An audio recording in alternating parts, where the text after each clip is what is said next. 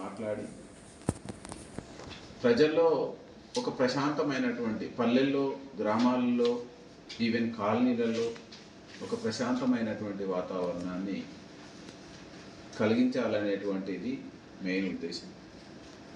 దీనికి సంబంధించి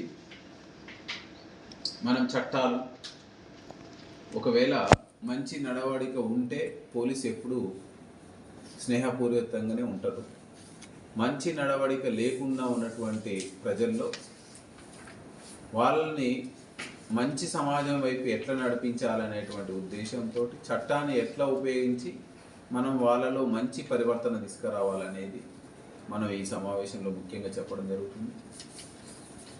దాంట్లో భాగంగా ఎవరైనా చెడు నడత కలిగినటువంటి వ్యక్తులను గుర్తించి ప్రథమంగా కౌన్సిలింగ్ చేయడం, బైండ్ ఓవర్ చేసుకోవడం,